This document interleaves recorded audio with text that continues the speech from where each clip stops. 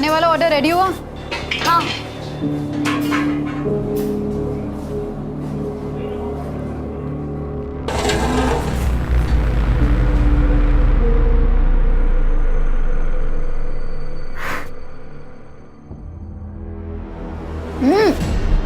तूने फिर अपनी अकल लगाई? ये क्या भर भर के दालचीनी डाल दी है इसमें? ठीक तो बना है, मैंने खुद भी टेस्ट किया है। तेरी जुबान को ना जायके का इल्म है ना बोलने का, और अगर सुनने की आदत नहीं है तो अपना बोरिया बिस्तर बांध और गांव चला जा। थोड़ा केवड़े का डालेंगे तो दालचीनी की हीट कम हो जाएगी। अच्छा, इतना ही बता दो तो तू क्या कर रही थी यहाँ खड़े खड़े? कुछ काम के नहीं हो दोनों।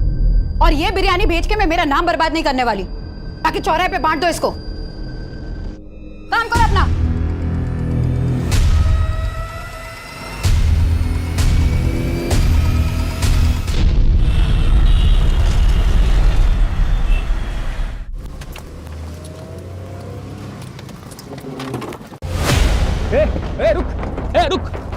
रुक इधर आ।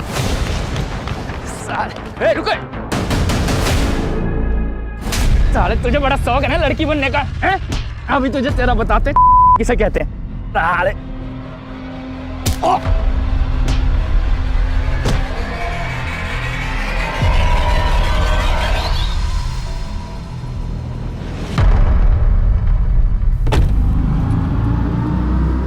रुको, पकड़ो।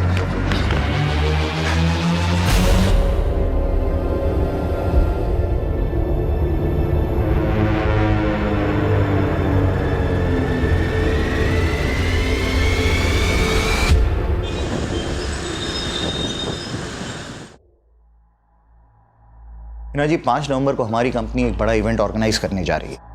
5000 लोग आपकी बिरयानी का लुत्फ उठाएंगे। इस बार कोई कसर मत छोड़ना।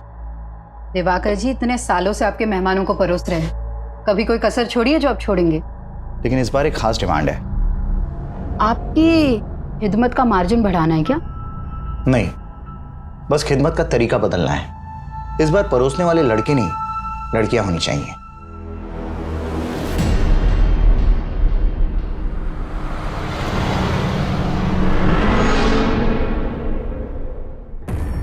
माफ कीजिएगा दिवाकर जी, मैं आपकी डिमांड पूरी नहीं कर सकती। ये मेरे उसूलों के खिलाफ है। हिना जी, अपनी पुरानी सोच का नकाब उतारिए। अब इसमें कोई बुराई नहीं है। मैं बखूबी जानती हूँ आप कितने शरीफ हैं, लेकिन मुझे ये बेहूदगी पसंद नहीं। उनको कभी कुछ पसंद नहीं आता इरफान, तंग आ गई मैं उनसे। 5 नवंबर को पुणे वाले इवेंट में हिना मैडम बिरयानी सप्लाई करने वाली है ना? हाँ, तो हम क्या करें, इसमें हमारा क्या भला होने वाला है? फिलहाल तो थोड़ा प्रेशर कम हो सकता है। मतलब ये कि 5 नवंबर को मैं तुम्हें एक स्पेशल तोहफा देने वाला हूँ। गम और खुशी भी तोहफे हैं जिंदगी के, सबको मिलते हैं। पर कुछ तोहफे ऐसे होते हैं जिन्हें अनरैप करने की हिम्मत नहीं होती हम में। लेकिन अब मैं ये हिम्मत करना चाहती हूँ। मैं वो नकाब अब उतार देना चाहती हूँ। दुनिया को दिखा देना चाहती हूँ कि मैं भी पत्थर नहीं हूँ।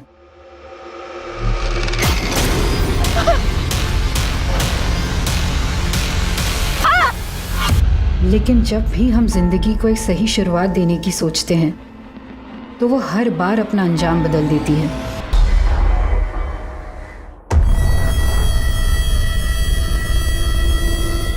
उस्मान, गेट खोल। उस्मान, एक मिनट बोल रहा। कौन है आप? कहाँ तेरा भाई? अरे उस्मान, कहाँ अंदर घुसे जा रहे हैं? अरे ए उस्मान, बाहर निकल। उस्मान नहीं है यहाँ पर। कहाँ है तेरा हिजरा भाई? हैं? साला हमारी गाड़ी लेके भागा है, बोल दे लौटा दे, वरना जो उसके साथ नहीं कर पाए ना वो तेरे साथ करेंगे। आई समझ? साला हिजड़ा, चल।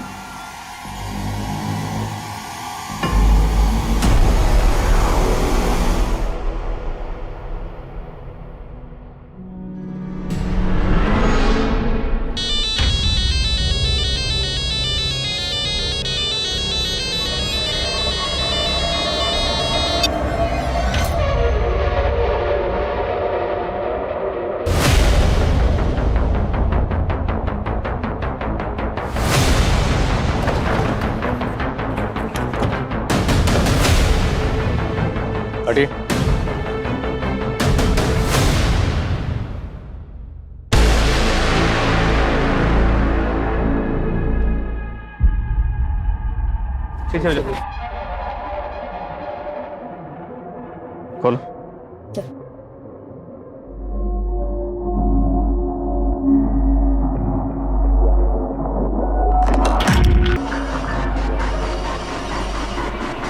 नमस्कार, आदाब।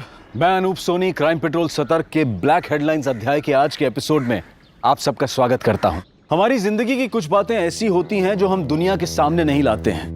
हमारी कोशिश यही रहती है कि दुनिया की नजरों में हमारी वही इमेज बने जो हम उनको दिखाना चाहते हैं। हम में से ज्यादातर लोग अपने अंदर और बाहर दो ऐसी अलग अलग जिंदगियां जीते हैं जो कभी कभी आपस में मेल नहीं खाती हैं। और इस केस से जुड़े लोगों की जिंदगियां भी ऐसी हैं। ये केस पुणे में मिली एक औरत की लाश से शुरू हुआ था, लेकिन इस केस के तार पुणे, मुंबई, महाराष्ट्र से लेकर कर्नाटका, केरला और यहां तक कि वेस्ट बंगाल तक फैले हुए थे।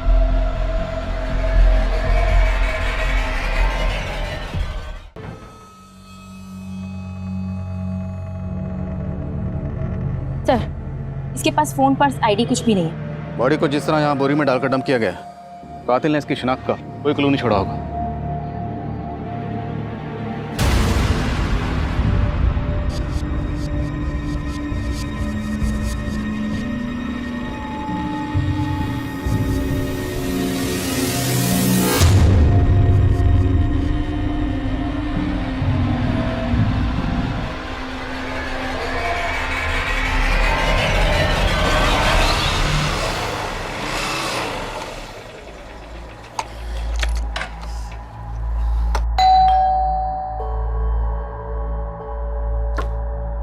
सादिक, आ गया बेटा?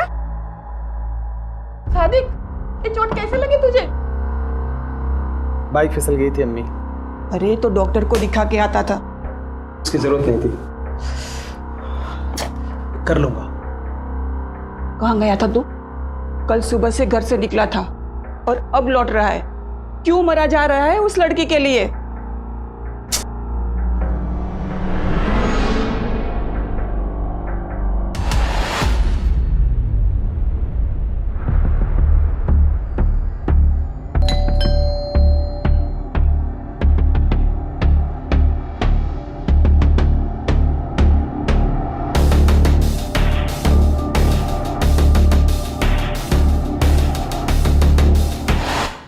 चाय लोगी या कॉफी? नहीं, मुझे कहीं और भी जाना है। लेकिन अगले 90 मिनट तक तो तुम सिर्फ मेरी हो। जी, कौन सा मसाज लेंगे? Deep tissue. तो चले शुरू करें।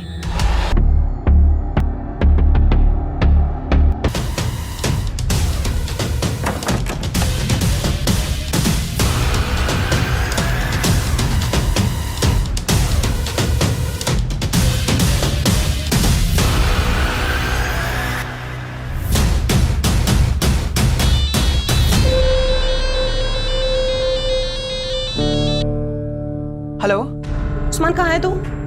हाँ दीदी, मैं थोड़ा काम में फंसा हूँ। मैं आपको कॉल करूँ? देख, झूठ मत बोल। और ये गाड़ी किसकी उठाई तूने? अरे दीदी, मैं झूठ क्यों बोलूँगा आपसे? अच्छा, आप थोड़ी देर रुको ना, मैं आपको कॉल करता हूँ, ठीक है? बाय दीदी। अरे उस्मान सुन।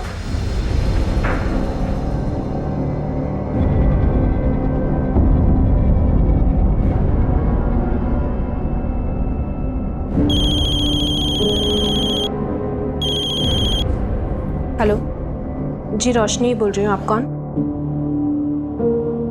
क्या लाश मिली है?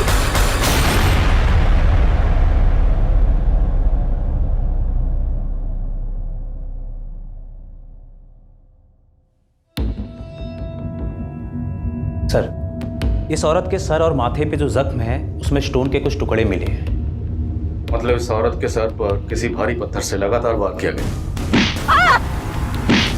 लेकिन इस औरत के नेक बोन में भी फ्रैक्चर है और हत्या गला दबाकर ही की गई है। और इसकी हत्या तकरीबन 60 से 65 घंटे पहले हुई होगी। 60 से 65 मतलब 5 नवंबर को। रेप के कुछ साइन? नहीं सर, ऐसा कुछ नहीं है। पर हाँ, इसके पेट में प्रेगनेंसी के मार्क्स हैं। शायद 2 या उससे ज़्यादा बार डिलीवरी हुई है। मतलब ये औरत शादीशुदा हो सकती है? जी सर।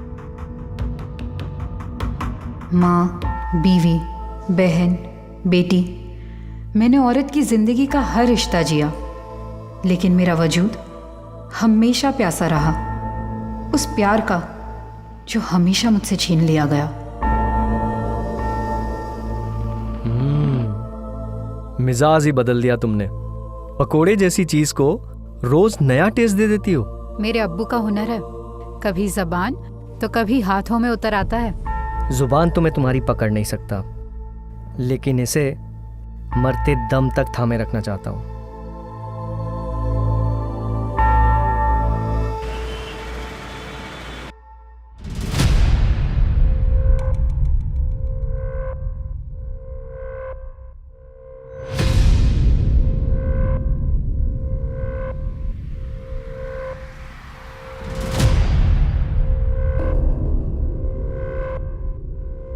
ये नहीं, ये वो नहीं।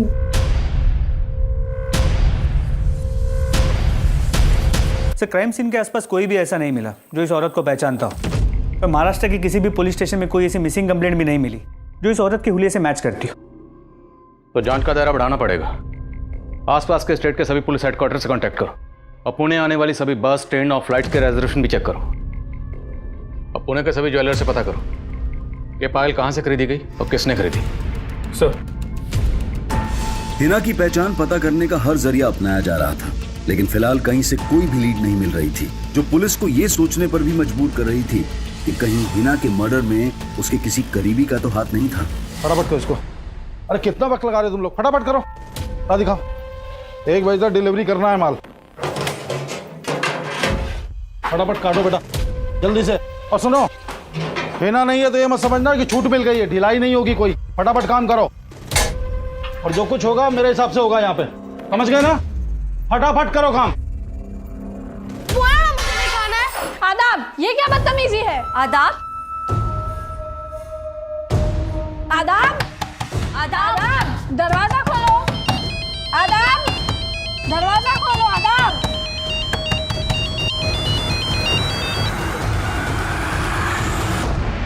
इरफान, मैंने बोला था ना मुझे फोन मत करना। हाँ, तो मुझे अवॉइड करने से तुम्हारी तकलीफ कम हो जाएगी क्या आना? तुमसे मिलकर कौन सी तकलीफ कम हो जाएगी मेरी? यार, तकलीफ में सिर्फ तुम ही नहीं हो ना, मेरी भी तो प्रॉब्लम समझो। प्लीज एक बार मिल लो। ठीक है, बताती हूँ। किससे बातें कर रही थी? आप क्यों टाका जाकी करती हैं?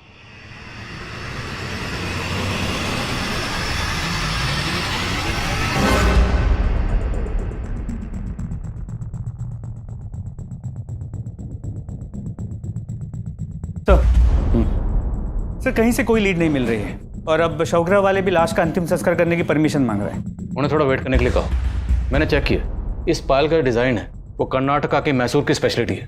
मतलब चांसेस है कि ये औरत मैसूर की हो सकती है। पॉसिबल है, लेकिन मर्डर हुआ पुणे में। एक काम करो, जिस एरिया में हमें लाश मिली उस एरिया का डंप डाटा स्टडी करो। हो सकता है मर्डर के वक्त इस औरत का फोन एक्टिव रहा। और मैसूर में यह पता करने की कोशिश करो कि पायल कहां से खरीदी हो सकती है। जी सर। जब किसी परिवार का कोई सदस्य लापता हो जाता है तो पूरा परिवार उसकी खोज में जुट जाता है, लेकिन क्या हिना के परिवार वाले भी उसकी तलाश कर रहे थे? 1 महीने से ज्यादा का वक्त गुजर चुका था और हिना के शव को अंतिम विदाई देने वाला कोई सामने नहीं आया था। वहीं पुणे से लगभग 2000 किलोमीटर दूर कोलकाता में रोशनी नाम की एक औरत ने अपने पति की गुमशुदगी की रिपोर्ट लिखवाई थी और उसे लगातार कई लाशों की शिनाख्त के लिए बुलाया जा रहा था। 4 राज्यों तक फैले इस केस में ऐसे कई चेहरे थे जो इस केस को और भी रहस्यमयी बनाने वाले थे, लेकिन फिलहाल पुणे पुलिस कर्नाटका के मैसूर शहर में इस केस की कड़ियां ढूंढ रही थी।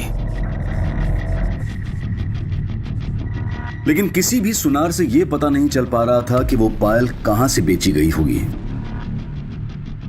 वहीं पुणे में क्राइम सीन के एरिया का डंप डेटा भी निकाला जा रहा था। वहीं पुणे से लेकर मैसूर तक के लोकल अखबारों में हिना की तस्वीरें छपवाई गईं और जगह जगह उसके पोस्टर चिपका दिए गए थे और जल्द ही एक ऐसा आदमी सामने आया जो हिना को जानता था।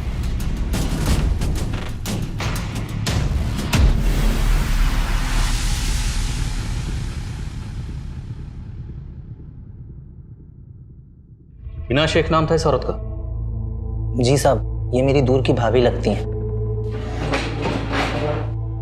ये हिना शेख यहीं मैसूर में रहती थी? नहीं साहब, इनके शौहर का यहाँ मैसूर में आना जाना लगा रहता था, लेकिन ये दोनों मियाँ बीवी मुंबई के मलाड इलाके में रहते थे। शौहर का नाम क्या है? जलाल शेख, लेकिन काफ़ी सालों पहले जलाल भाई का इंतकाल हो गया था। शौहर का इंतकाल हो गया तो ये हिना शेख मुंबई में कहाँ रहती थी? मलाड में ही। जलाल भाई के इंतकाल के बाद उन्होंने काफ़ी तंगी में दिन काटे। फिर 5 साल पहले इन्होंने अपने अब्बू का बंद पड़ा बिरयानी सप्लाई का बिजनेस फिर से शुरू कर लिया। उस दौरान उन्होंने मुझे भी अपनी मदद के लिए मुंबई बुलाया था।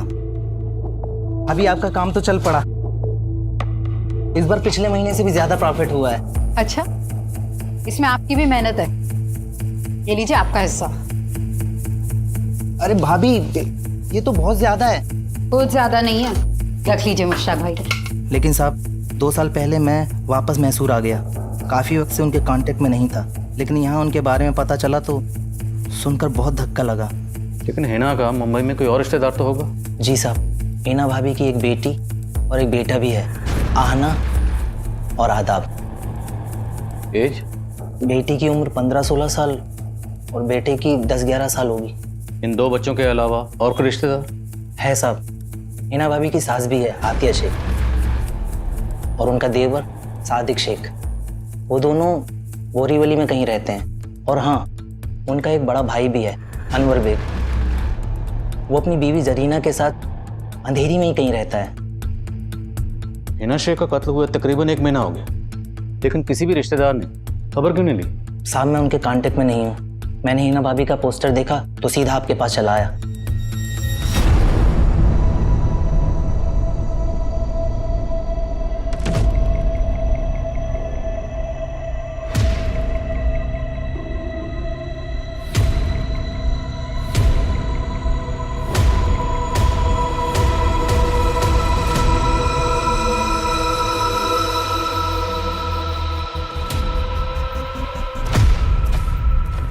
आपको गलतफहमी हो रही है सर।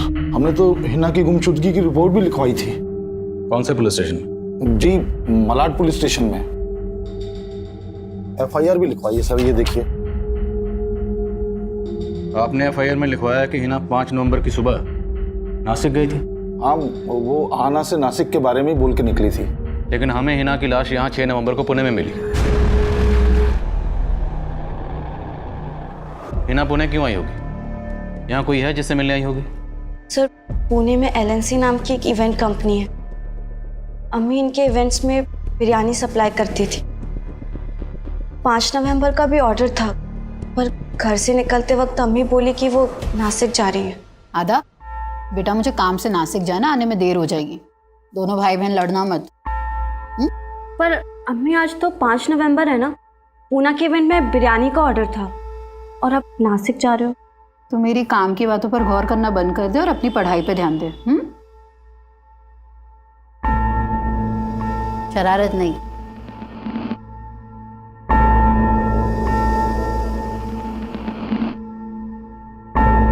अम्मी, हग नहीं करोगे?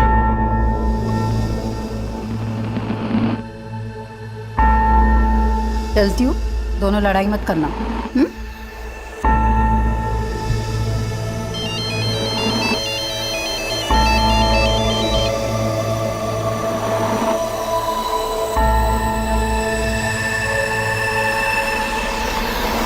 हाँ ना, तुम्हारी अम्मी का किसी के साथ कोई झगड़ा, कोई दुश्मनी? हमें तुम्हारी अम्मी के बॉडी के पास से ये पायल मिली। हाँ सर, ये पायल अम्मी की है। वो हमेशा इसे पहने रहती थी। उन्हें गिफ्ट किया था उन्हें।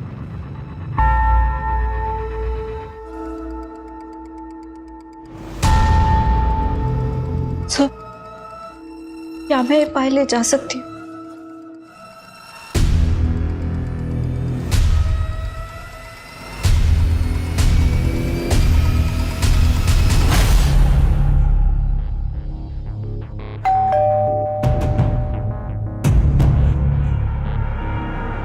अब क्यों आया? जा, मुझे बहुत काम है ना, बहुत काम मिल गया, क्या काम कर। अरे दीदी नाराज क्यों होते हो? आपके सिवाय कुछ है क्या मेरा? अच्छा चल मक्खन मत लगा, आजा अंदर। अच्छा दीदी, रफीक भाई कहाँ है? क्या हुआ दीदी, सब ठीक तो है ना? अब तू ये सब छोड़ना, चल तू बैठ, मैं तेरे लिए अभी चाय पानी लेकर आती हूँ, ठीक है?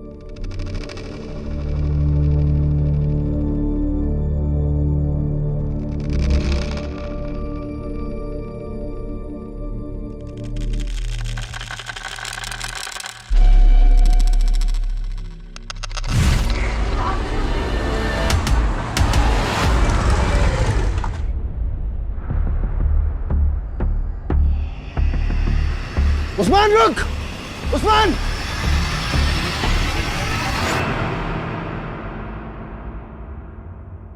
चल चाय पी।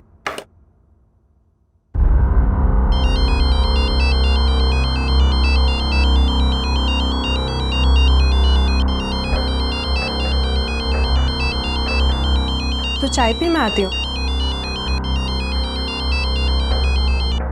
हेलो, हाँ जी बोलिए। बंका? जी नहीं, मैं किसी बंका को नहीं जानती इंस्पेक्टर साहब।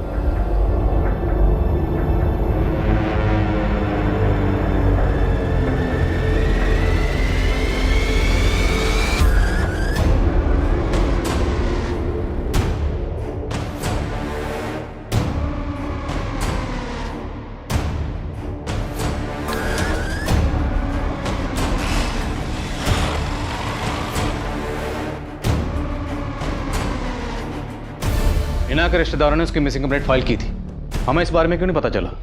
तो चूक लोकल पुलिस की, शायद उन्होंने ध्यान नहीं दिया। हमने हिना की फोटो को सर्कुलेट कर रखा है, तो उनसे बात करके ऐसा लगा कि शायद उन्होंने हिना को ठीक से ढूंढने की कोशिश भी नहीं की है। पर अब हमें कोई चूक नहीं करनी, हमें किसी भी कीमत पर हिना के कातिल को ढूंढना है। हिना 5 नवंबर को अपने घर से बेटी को ये कह के निकली कि वो नासिक जा रही, जबकि हमें हिना की लाश 6 नवंबर को पुणे में मिली। मामला कुछ समझ में नहीं आ रहा।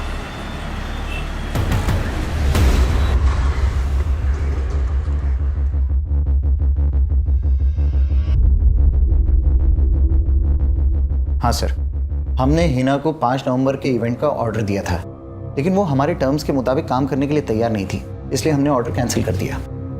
लेकिन ऐसी क्या टर्म्स थी आपकी जो आपने इतने पुराने वेंडर का ऑर्डर कैंसिल कर दिया? सर दरअसल हिना अचानक से अपना प्राइस बढ़ाने लग गई, इसलिए हमने उसका ऑर्डर कैंसिल किया और दूसरे को ऑर्डर दे दिया। आपने ऑर्डर कैंसिल कर दिया था तो हिना पुणे क्यों आई थी? सर वो मैं कैसे बता सकता हूँ? गिनवा के रखो उसको पूरा और भर के रखना इसको ना, संभाल के, ठीक है? खाना बेटा, मैंने बोला था ना सब संभाल लूंगा मैं। अब तुम घर जाओ, बिल्कुल फिक्र मत करो, अपना और आदाब का ख्याल रखना। अच्छा एक और ज़रूरी बात थी, ये कंपनी का जो अकाउंट है उसका नेट बैंकिंग का पासवर्ड क्या है? तो वेंडर लोग के फ़ोन आ रहे हैं बार बार पेमेंट के लिए। सर हिना के कॉल रिकॉर्ड चेक किए। 5 नवंबर की सुबह उसने 2 बार दिवाकर को फ़ोन किया था और उसके बाद उसका फ़ोन मुंबई से पुणे की तरफ ट्रैवल हुआ और 5 नवंबर के शाम 5 बजे उसका फ़ोन पुणे में स्विच ऑफ हुआ। यानी उसी दौरान जब उसका कत्ल हुआ। सर मैंने इस दिवाकर की फील्डिंग लगा दी।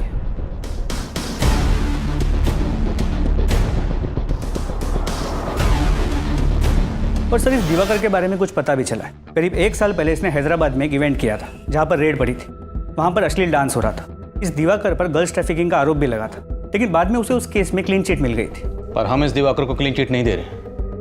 हिना की बेटी का कहना है कि हिना घर से ये कह के निकली कि वो नासिक जा रही है, जबकि हिना का फोन नासिक नहीं बल्कि पुणे की तरफ ट्रैवल कर रहा था। मामला क्या है? एक लड़का है इरफान, हिना के यहाँ पर शेफ का काम करता था। हिना के मर्डर के 3 दिन पहले हिना ने उसे काम से निकाल दिया और ये इरफान हिना की बेटी अहाना के साथ फ़ोन पे रेगुलर टच में है। सर जिस जगह हिना का मर्डर हुआ था हमने उस एरिया का डम डेटा स्टडी किया और सर उस डम डेटा के अकॉर्डिंग हिना के 2 नंबर शो हो रहे थे और अहाना ने हमें उसका एक ही नंबर दिया है। 2 नंबर? सर हमने इस नंबर के कॉल रिकॉर्ड्स निकाले हैं। हिना के इस दूसरे नंबर के कॉल रिकॉर्ड्स निकलो। और वो शेफ क्या नाम बताया? इरफान। बुलाओ उसे। सर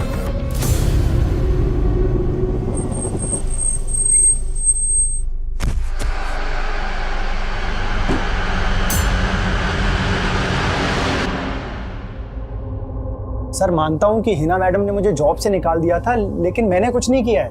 जॉब से क्यों निकाल, ये नहीं बताएगा?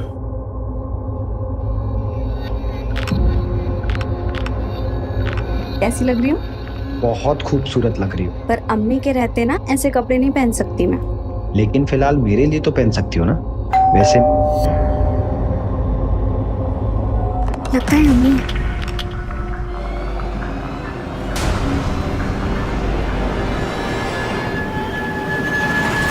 इतनी क्यों देर कर दी तुमने? अम्मी वो मैं वॉशरूम में थी।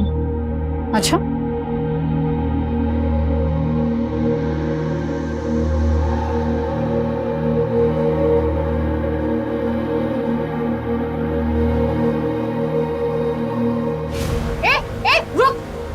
इरफान,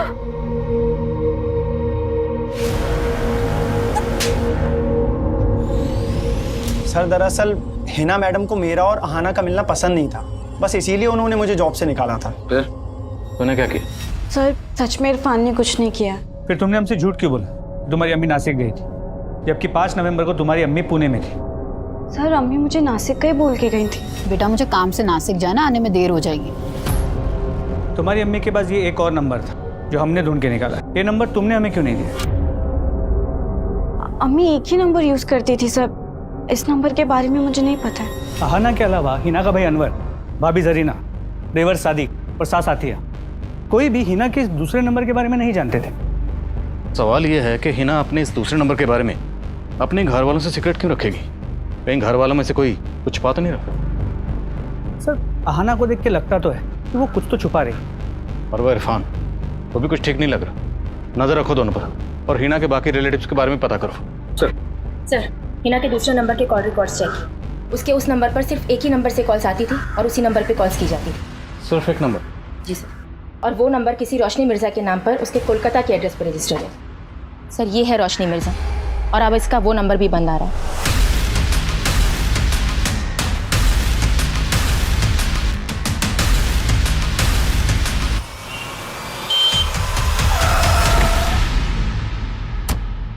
सर आप जिस रोशनी मिर्जा से मिलने आए हैं उसने करीब 1 महीना पहले 3 नवंबर को अपने पति रफीक मिर्जा की मिसिंग रिपोर्ट फाइल की थी, और कुछ दिन पहले हमें रफीक की लाश मिली थी।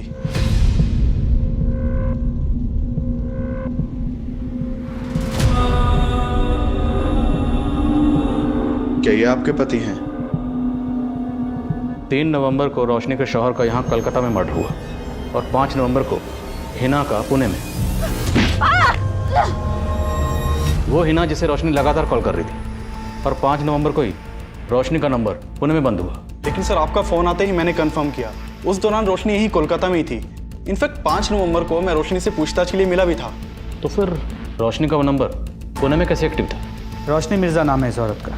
क्या आप में से किसी ने कभी भी इसे हिना के साथ देखा है? नहीं सर। हाँ सर, हम लोगों ने भी कभी इस औरत को नहीं देखा। मैं किसी रोशनी को नहीं जानती। और आप? नहीं सर।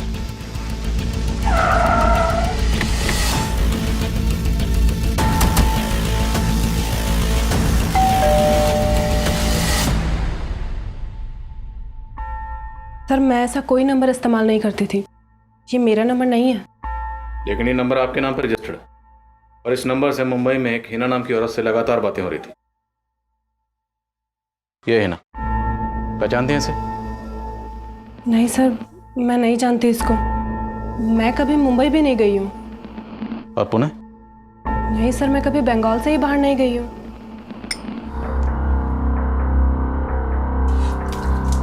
क्यों उस औरत के गम में अपनी जिंदगी बर्बाद कर रहा है, और साथ में मेरी भी?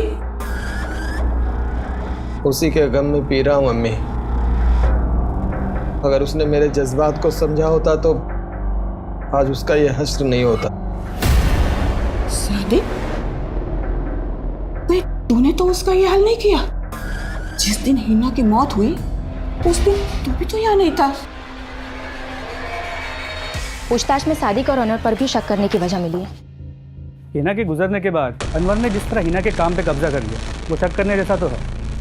इसके अलावा क्या मिला? हिना के कई रिश्तेदारों का कहना है कि जलाल की मौत के बाद हिना की सास चाहती थी कि सादिक हिना से शादी कर ले, और सादिक जलाल और हिना की शादी के पहले से हिना को पसंद करता था। कहीं हिना के इस हश्र की वजह सादिक की हताश मोहब्बत तो नहीं?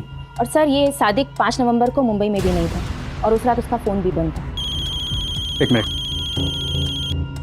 हाँ बोलो यादव। सर ये दिवाकर तो काफ़ी अलर्ट लग रहा है। घर से ऑफिस, ऑफिस से घर, उसके पीछे जाके कुछ खास हाथ नहीं लग रहा है। उसका फ़ोन भी सर्वेलेंस पे, लेकिन वो कोई गलती नहीं कर रहा। लेकिन हाँ, उसका एक चपरासी है, उसका राजदार है। उसे हाथ में लेते हैं सर, कुछ ना कुछ ज़रूर बताएगा। ठीक है, तो उसी को हाथ में लेते हैं। सर तुम इस सादिक पे नजर रखो, मुझे दिवाकर में दिमाग लड़ाना पड़ेगा। सर रोशनी के बारे में जो कुछ भी मालूम चला उससे लगता नहीं कि वो कभी मुंबई गई होगी। लेकिन रोशनी का पति रफीक, वो 2 साल पहले तक मुंबई में जॉब करता था। तो हो सकता है रफीक रोशनी का नंबर इस्तेमाल कर रहा है। लेकिन सर रफीक का मर्डर तो 3 नवंबर को हो गया था। रफीक के मर्डर में किसका हाथ लगता है? सर हमें इस बंका नाम के आदमी के ऊपर शक है। साले मेरा 1 लाख नहीं है ना, जान लगेगा, समझा? समझ जा, लाश मारेंगे। सर रोशनी ने हमें इस झगड़े के बारे में बताया था। सर रोशनी बंका का नाम नहीं जानती थी, लेकिन उसने बंका की फोटो से उसे आइडेंटिफाई किया था और ये बंका 3 नवंबर से ही फरार है। इस बंका के अलावा और कोई सस्पेक्ट? जी सर। सर हमें रोशनी के छोटे भाई उस्मान के ऊपर शक है। सर जब से रफीक का मर्डर हुआ है ये उस्मान भी गायब है, लेकिन रोशनी नहीं मानती कि उस्मान रफीक का मर्डर करेगा। तो फिर ये उस्मान गायब क्यों है? सर फिलहाल तो इसका कोई लीड नहीं मिला है, लेकिन हम उस्मान की तलाश कर रहे हैं। कहीं ऐसा तो नहीं है उस्मान ही अपनी बहन का दूसरा नंबर इस्तेमाल कर रहा था और रोशनी झूठ बोलकर इसे बचा रही है?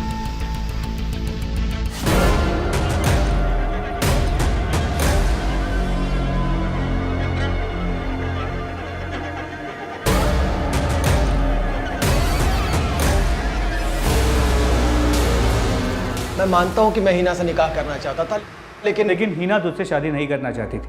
ये बात तुझसे बर्दाश्त नहीं हुई? ऐसा कुछ नहीं किया है सर।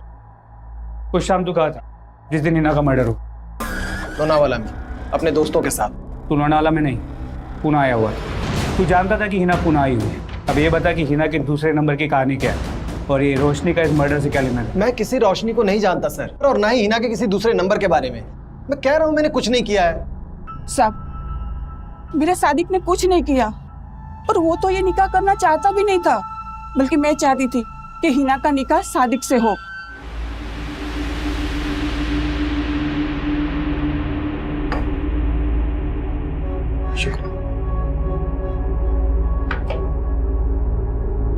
देख बेटा, जलाल के जाने का गम कभी नहीं भरेगा, पर मैं तुझे और तेरे बच्चे को ऐसे मायूस नहीं देख सकती। और मेरे कहने पर सादिक तुझे अपनाने को तैयार है, निकाह कर ले इससे। ये आप क्या कह रही हैं अम्मी? सादिक मेरे भाई जैसा है। साहब मैं मानती हूँ सादिक थोड़ा गुस्से वाला है, पर हिना को नुकसान कभी नहीं पहुंचा सकता वो।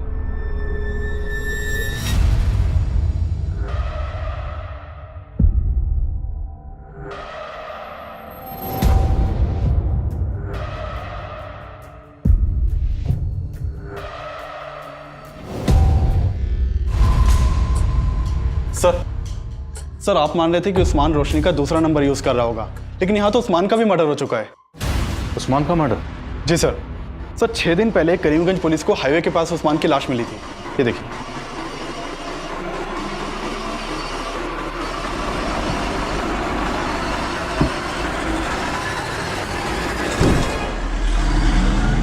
उस्मान को कौन मार सकता है? सर फिलहाल इसकी तो कोई लीड नहीं मिली है, लेकिन एक चौंकाने वाली बात पता चली है कि उस्मान किन्नर था। किन्नर? जी सर, किन्नर के भेष में लुटेरा। ये देखिए सर, जिन लोगों को लूटता था उनके सामने औरत बन के जाता था।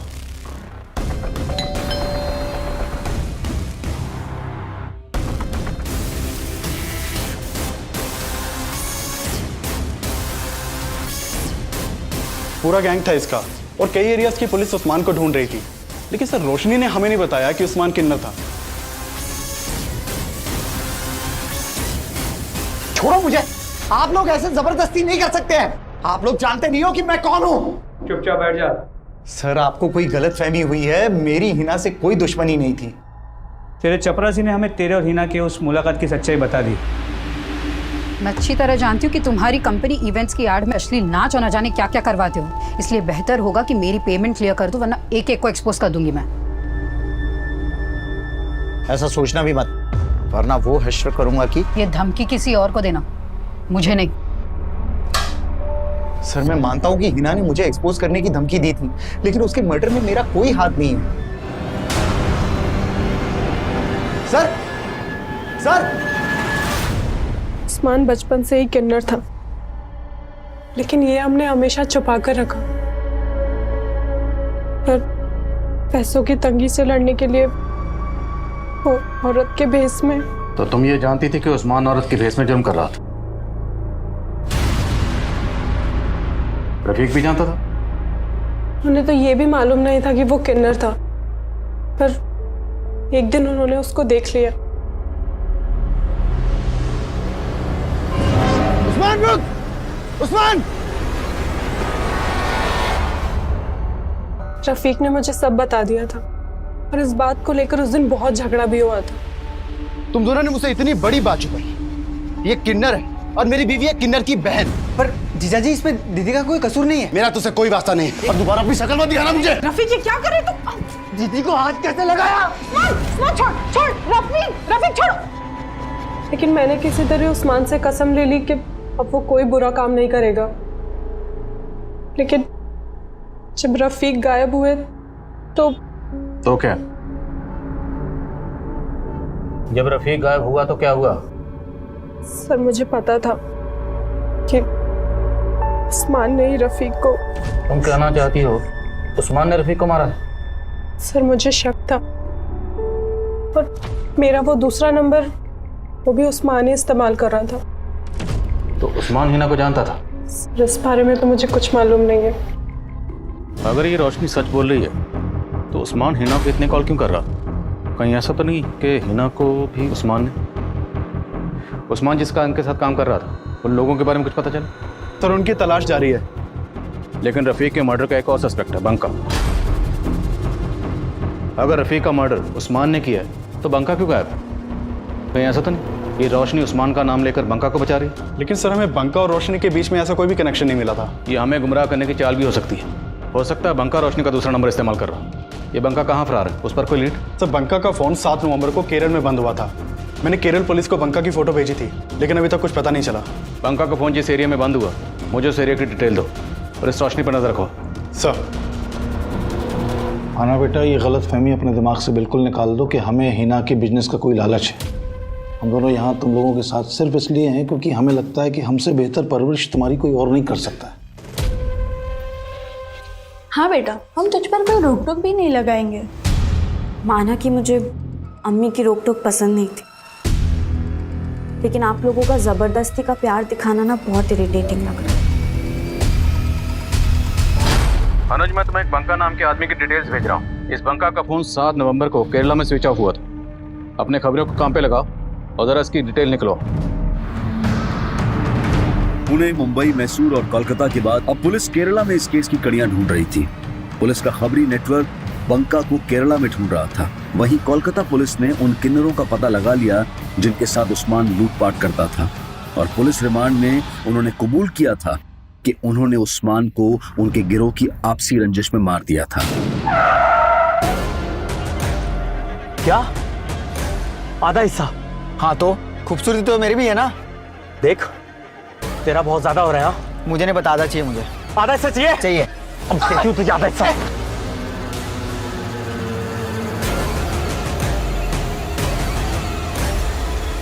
लेकिन क्या उस्मान ने रफीक और हिना को मारा होगा? इन सवालों के जवाब इस केस में एक और घुमाव लाने वाले थे। सर खबरियों ने बंका की इन्फॉर्मेशन निकाल ली है, वो दुबई भाग गया है। दुबई भाग गया? जी सर। यहाँ केरला में बंका जहाँ ठहरा हुआ था उस जगह का पता चल गया है। वहाँ फिलहाल कोई अहमद पाशा नाम का आदमी रहता है। हो सकता है उससे हमें कोई बंका की इन्फॉर्मेशन मिल जाए।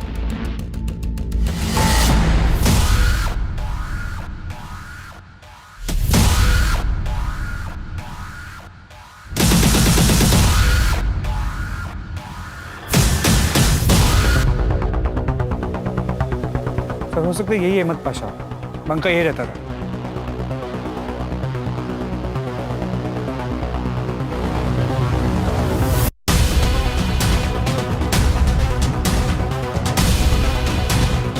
रफीक,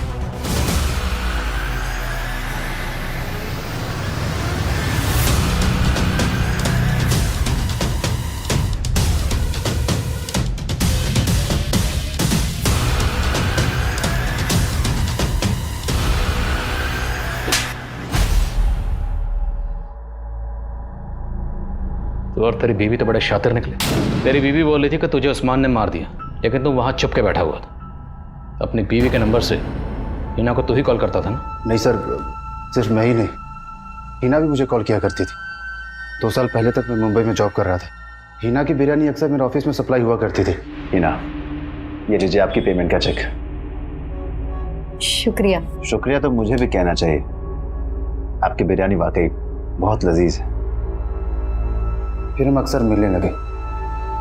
जलाल को खो देने के बाद मैंने अपनी जिंदगी को एक दायरा दे दिया था। सोचा सिवाय अपने बच्चों की खुशी के और कुछ नहीं सोचूंगी। हिना, तुम्हें भी अपने बारे में सोचना चाहिए। मैं भी अपने बारे में अब सोचना चाहता हूँ। तुम कहना क्या चाहते हो रफीक? देखो, हम दोनों एक दूसरे से बहुत प्यार करते हैं। क्या तुम नहीं चाहती कि हम दोनों की शादी हो? मैं तुम्हारी फीलिंग्स की रिस्पेक्ट करती हूँ रफीक, लेकिन मैं शादी नहीं करना चाहती। फिर मेरे पेरेंट्स ने मेरी शादी रोशनी से करवा दी। कोलकाता में मैंने जूते की दुकान डाली। सोचा काम में डूबा रहूंगा तो हिना को भुला दूंगा।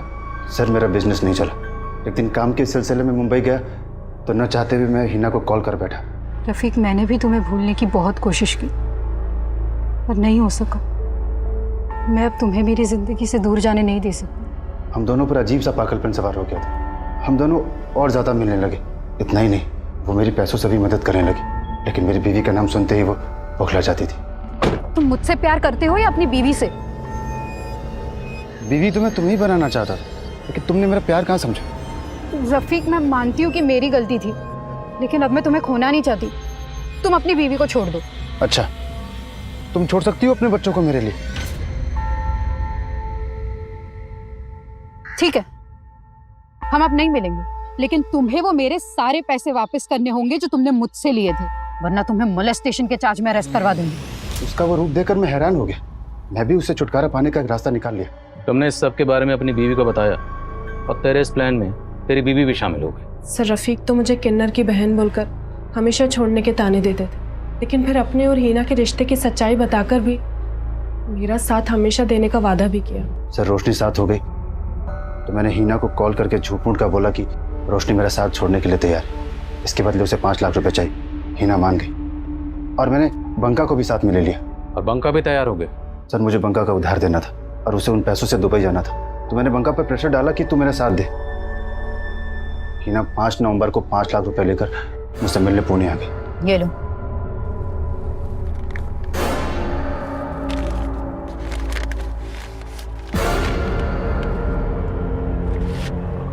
बाका,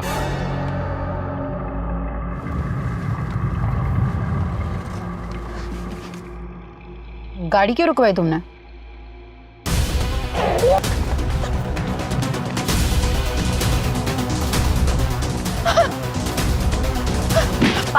उसके बाद बंका 1.5 लाख रुपए लेकर दुबई चला गया।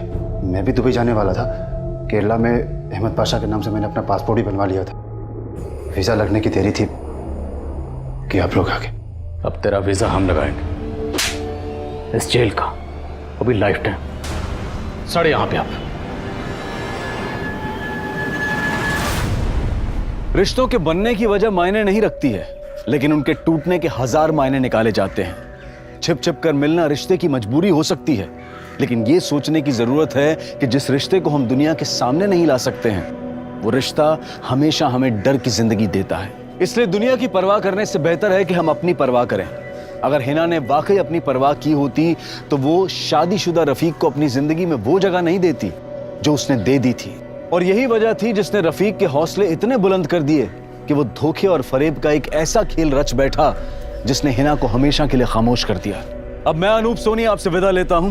फिर मुलाकात होगी क्राइम पेट्रोल सतर्क के ब्लैक हेडलाइंस अध्याय में एक और नए केस के साथ।